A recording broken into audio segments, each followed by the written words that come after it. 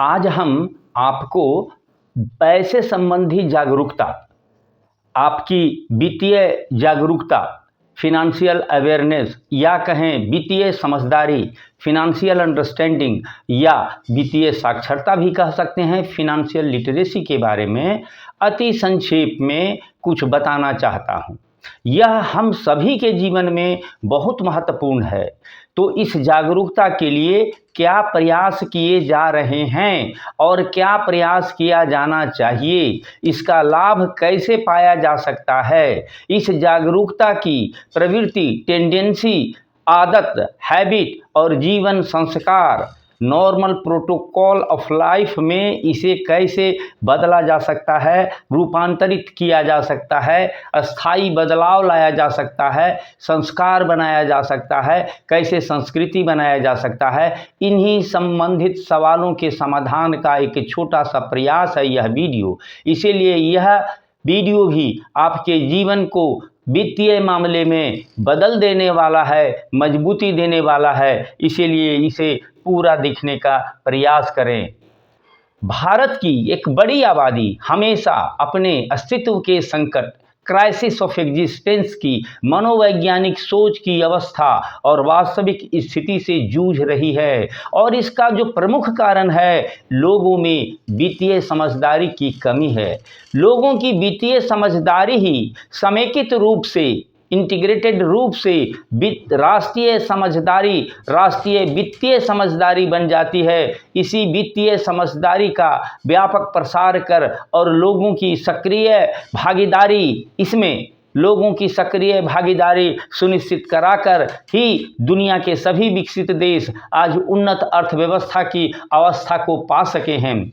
हालांकि कई और अनुषंगिक कारक भी महत्वपूर्ण रहे हैं, लेकिन वित्तीय समझदारी के महत्व का यह रेखांकन मात्र है कि वित्तीय समझदारी क्यों महत्वपूर्ण है और इसे जीवन में कैसे उतारा जा सकता है, इसे सरल और साधारण भाषा में कैसे समझा जा सकता है। एक अनुमान है कि भारत में कोई 20 करोड़ 25 करोड़ लोग रोज कमाने और खाने वाले हैं, अर्थात इनका जो गुजर बसर है वो दैनिक कमाई पर ही निर्भर करता है।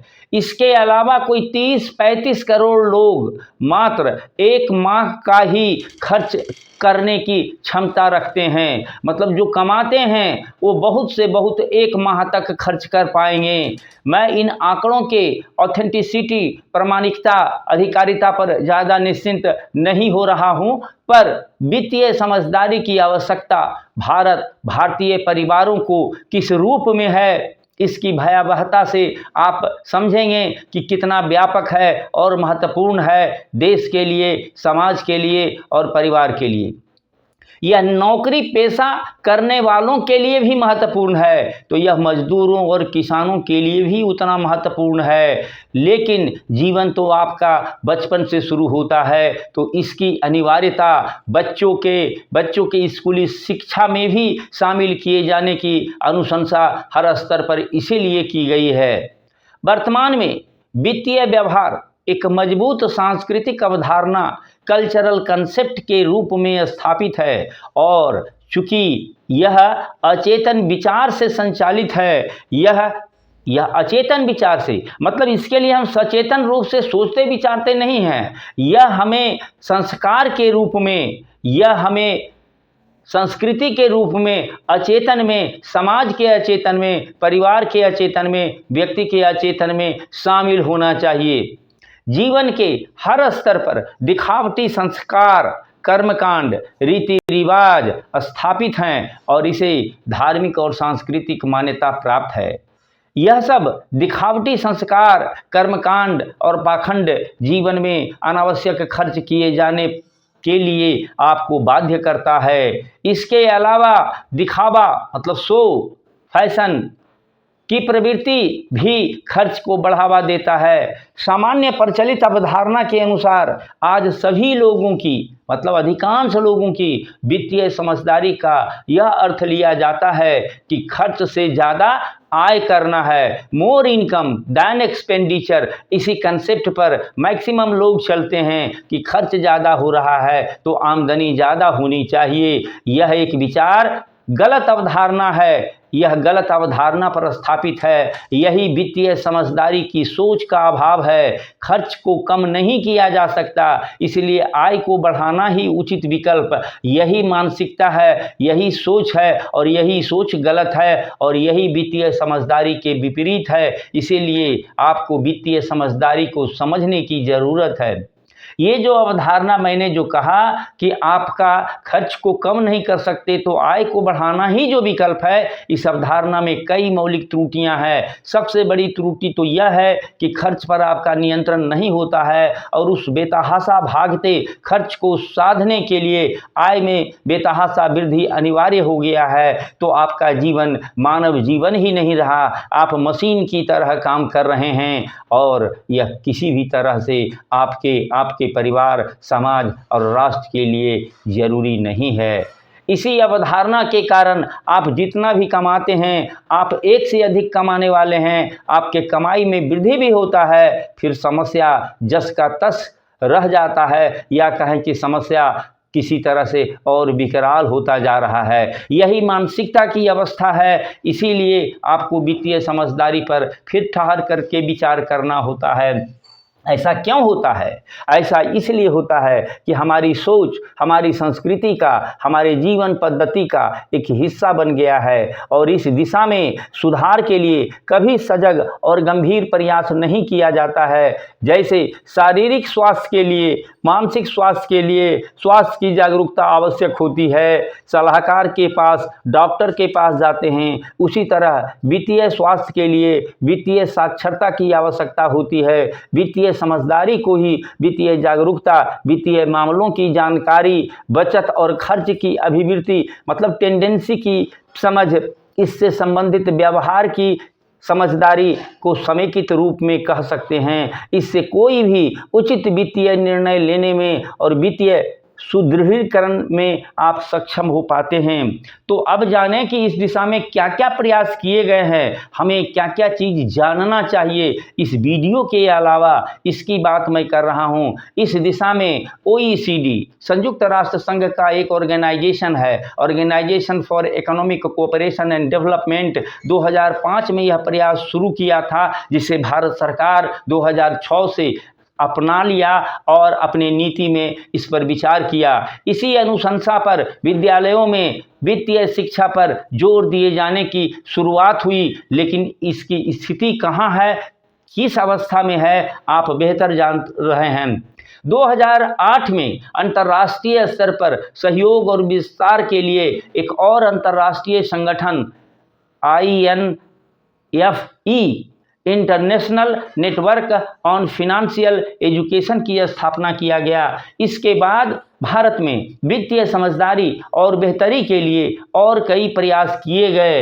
यह अलग बात है कि अपेक्षित परिणाम जो होने चाहिए वह अभी नहीं मिला है। ऐसे प्रयासों के परिणाम से आप भी बेहतर ढंग से वाकिफ हैं। सरकारी सेवकों के पेंशन योजना में मूलभूत परिवर्तन हो गया। हालांकि सरकारी सेवकों का हिस्सा पूरी आबादी का 2% से अधिक नहीं है, लेकिन the pension fund regulatory and development authority PFRDA की स्थापना जनता के व्यापक जागरूकता के लिए किया गया। इसी तरह the insurance regulatory and development authority IRDA की स्थापना भी बीमा क्षेत्र में जागरूकता पैदा करने के लिए किया गया। आप भारत के जागरूक और प्रबुद्ध नागरिक हैं और आपको इस संबंध में कितनी जानकारी और जागरूकता है, इस पर आप विचार कर सकते हैं।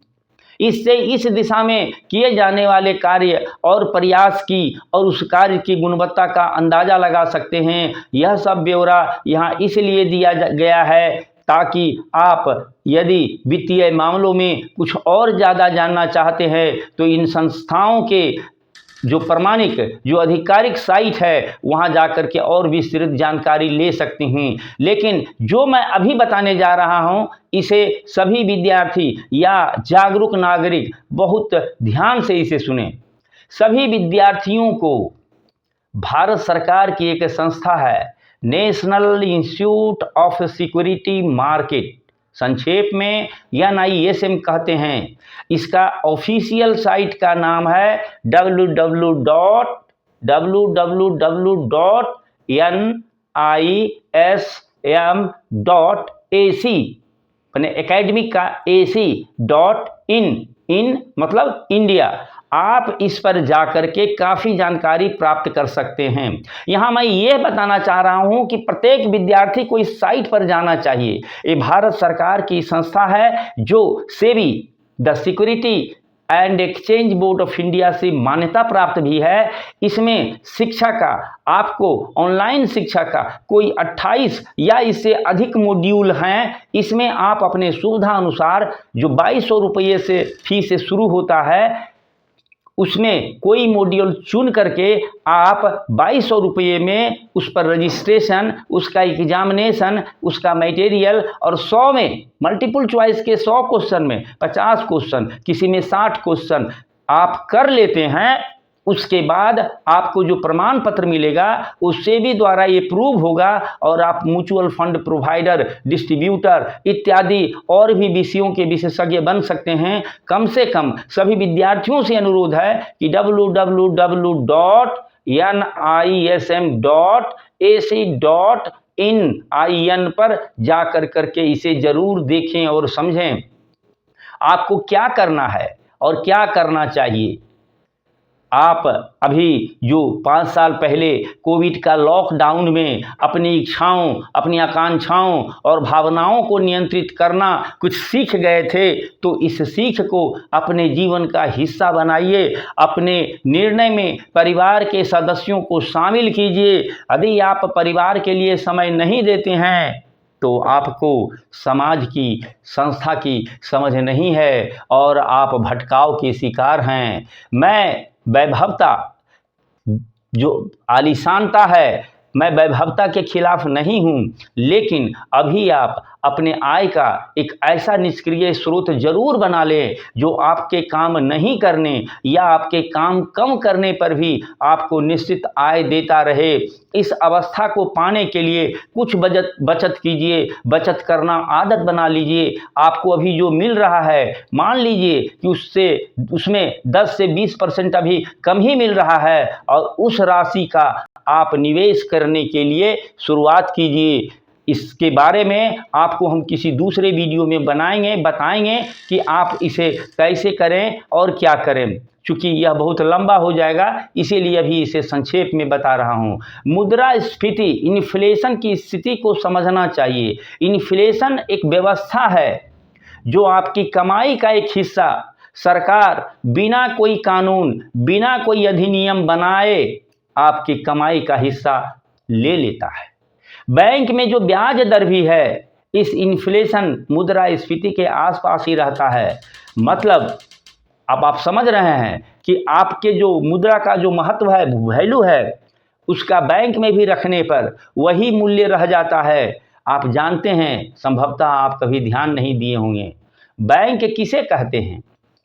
बैंक वो स्थान होता है जहां वैसे लोग पैसा जमा करने जाते हैं जिनकी सोच से, जिनके एक्सक्यूशन के सोच से ज़्यादा पैसा हो जाता है, वो पैसा वहाँ जमा करने जाते हैं। और बैंक में वैसे लोग पैसा लाने के लिए जाते हैं जिनके सोच से, माने बड़े सोच से उनके पास धन कम जाता है, पैसा कम जाता है, वहाँ से वो पैसा लाने के लिए जाते हैं। तो इन्हीं लोगों के मिलन स्थल को बैंक कहते हैं। मैं एक बार फिर से इसे दोहराता हूँ।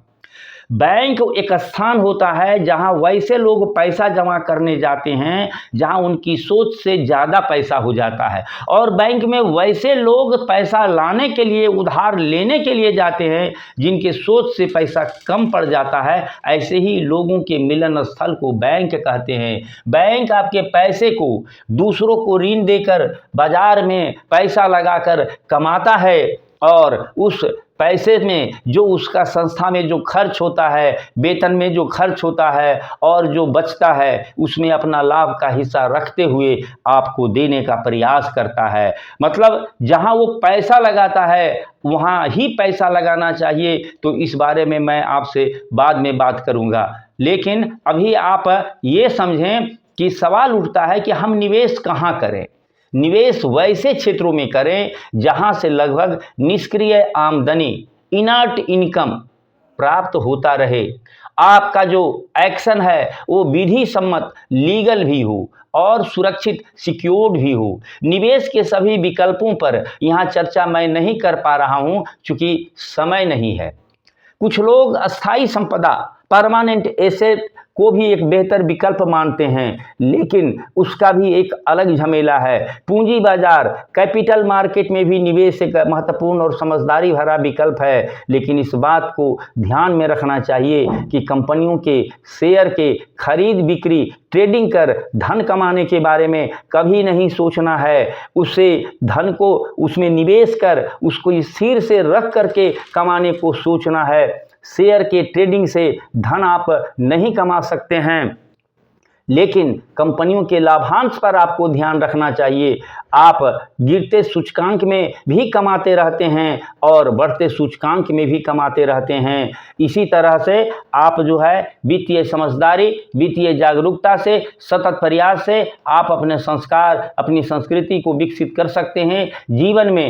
जीवन में संकट आते रहते हैं। इन संकटों को टालने के लिए उचित प्रबंधन और समय पूर्व तैयारी ही समझदारी है। इस दिशा में नई और अलग चिंतन और विमर्श होना चाहिए। युवाओं से, खासकर युवाओं से अनुरोध है कि अपनी भावनाओं और प्रवृत्तियों पर को नियंत्रित करना सीखिए, बचत कीजिए, निवेश बढ़ाइए, परिवार के लिए समय दीजिए। परिवार और संबंधों में भी समय देना एक निवेश होता है। परिवार को छोड़ धन के पीछे बेतहाशा दौड़ मत लगाइए। परिवार को भी इसके बिना वित्तीय जागरूकता या समझदारी नहीं आती है या विकसित नहीं की जा सकती है। मतलब अपने विमर्श में परिवार के बच्चों से लेकर के बुजुर्ग तक सभी को शामिल कीजिए। परिवार में विमर्श होना चाहिए और इसमें सभी को शामिल होना चाहिए। मेरे अन्य आलेख आप मेरे वेबसाइट